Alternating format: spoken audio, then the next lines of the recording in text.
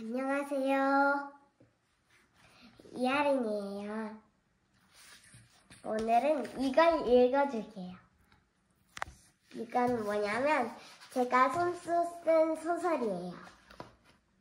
모험소설 이하린 글그림 위대한 세 명의 테마사의 모험소설이라는 제목이에요.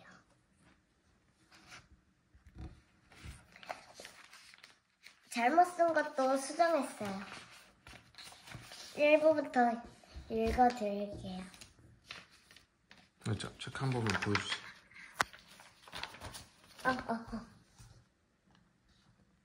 네, 읽어주세요. 모험소설 이하린 글그림 1부 위대한 세 명의 테마사의 모험소설. 어느 날 1927년대에 세 명의 테마사이자 모험가인 친구들이 있었어요. 그 세 명의 친구들의 이름은 사라, 리온, 루나였습니다. 그 셋은 항상 침착했고 누구에게나 정체를 밝히지 않았습니다. 늘 함께 탐험을 하고 있던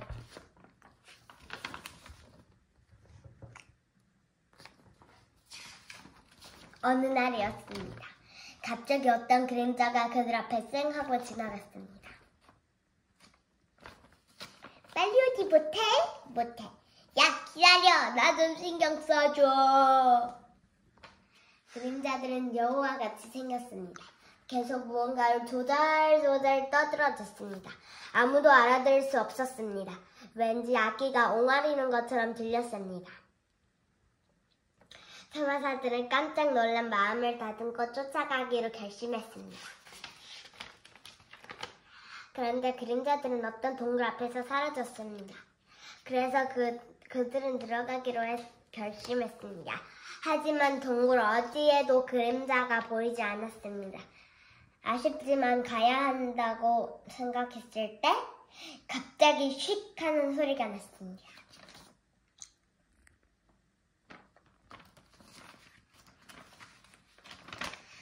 그 씩소리가 난 후에 테마사들의 주변에서 이상하고 위험한 일들이 일어났습니다. 동굴에서 절벽이 무너진다. 함정. 그중 가장 위험한 일은 사라가 악령에게로 잡혀갔습니다. 그 악령은 18성기 중 2위라고 합니다. 어떤 마을에서 유명한 테마사 이채열과 이하린은 그 소식을 루나에게서 듣고 깜짝 놀랐습니다. 그래서 만나면 진줄팔찌로 봉인하라고 했습니다. 까먹돌이가 소포로 배달하기로 했습니다. 소포에는 편지도 있었습니다. 아주 무시무시한 악령을 봉인하는 법을 적어서 보낸 것이지요. 봉인하는 법을 몰랐습니다. 봉인하는 법 1번 악령을 만난다. 진주를 누른다. 팔찌를 벗는다. 악령에게로 갖다 댄다. 봉인이 된다. 이하린. 다음에 만나. 1부 끝. 2부에 계속. 이렇게 돼 있어요. 서리가. 다음은 2부. 2부. 이야. 네.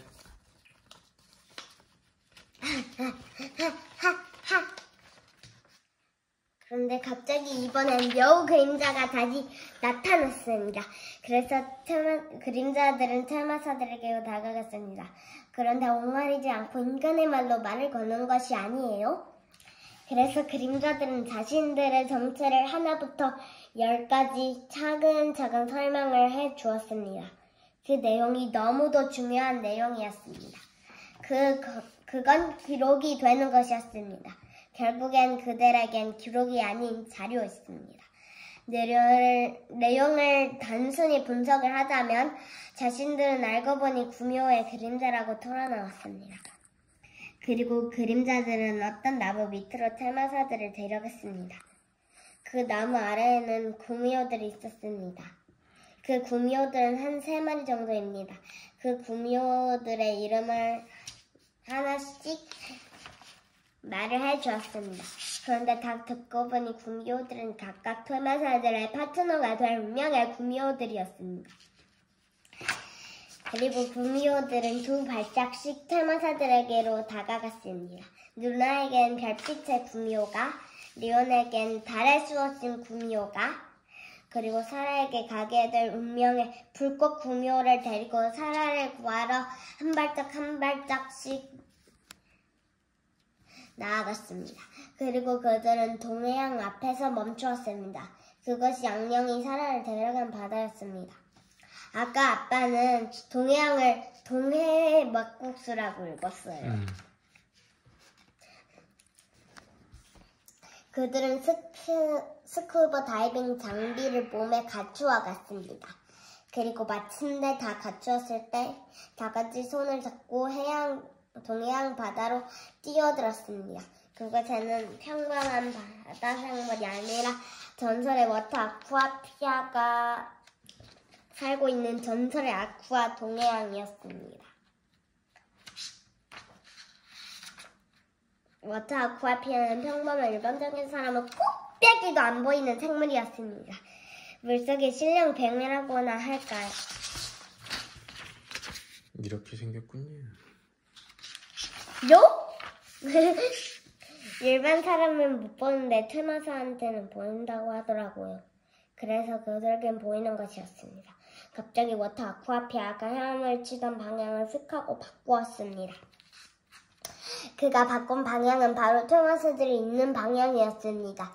그래서 워터 아쿠아피아가 테마사들에게로 다가갔습니다.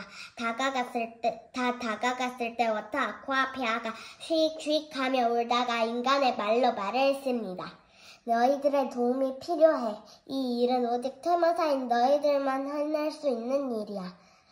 너희가 간절히 구하고 싶어하는 사라도 구할 수 있는 방법이고. 그렇게 워터 아쿠아피아는 계속 말을 이어갔습니다. 18상비 중 2위인 놈의 이름을 말해줄게. 바로 다크솔로몬이야. 그놈을 정화하고 사라를 데려가면 돼.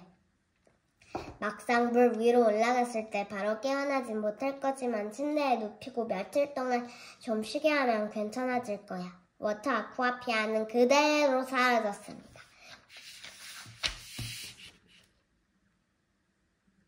로토스루토.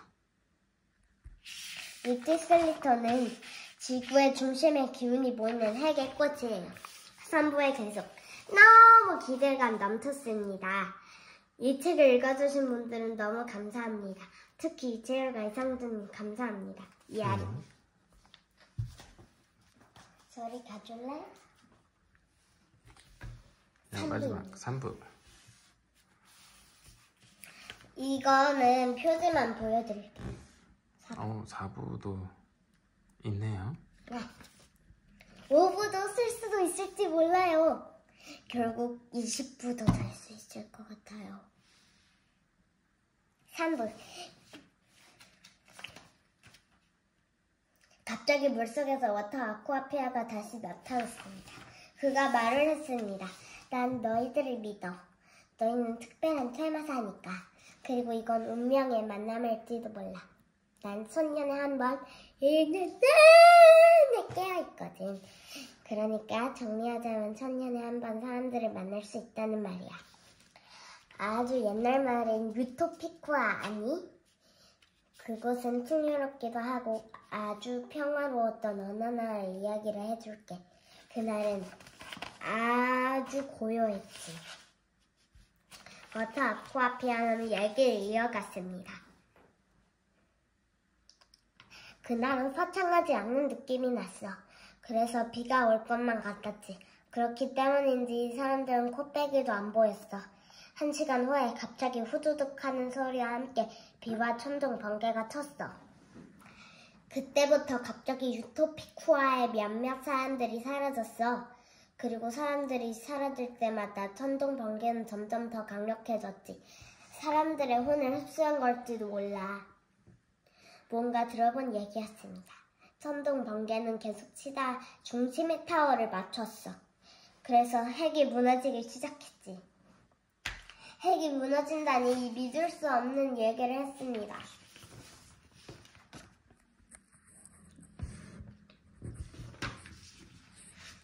핵은 가장 중요한 일을 하는 시설의 심장 같은 존재인데 이게 어찌 된 걸까요? 그 이유는 저도 모르겠네요. 참, 전 이 세계를 누비고 있는 책 탐험가예요. 일단 얘기는 계속 이어드릴게요. 난 이제 1년이 다 돼가서 몸이 굳고 있어. 너희가 한 달 만에 이 일을 해낼 수 있다면 그래서 믿음직한 너희들에게 이 일을 부탁할게. 나는 이만 그렇게 모터 아쿠아피아는 잠들었습니다.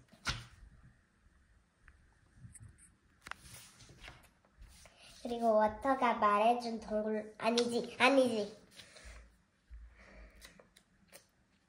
참화사들은 다시 모험을 떠났습니다. 그리고 워터가 말해준 동굴로 향했습니다. 다크 케이브는 너무 비좁았습니다. 다크 솔로몬을 드디어 만난 참화사들은 진주 팔찌로 봉인을 하려고 누나가 팔찌를 갖다 대려는 순간이었습니다. 다크 솔로몬은 이렇게 생겼어요. 뱀파이어 아닙니까? 아니에요.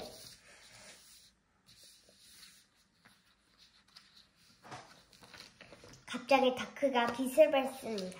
누나가 스타쉴드를 펼쳐서 기습을 간신히 막았습니다. 화력 쉴드는 스타쉴드입니다. 여기 다크솔로몬. 야옹. 아슬아슬했어요. 이걸 쓴 저도 왠지 불안했네요. 너무 감사해요. 아린. 끝. 뭐야, 강아지가 왔네. 이 강아지는 제 강아지 모카라고 합니다. 귀엽죠? 수고했습니다. 안녕. 바이바이.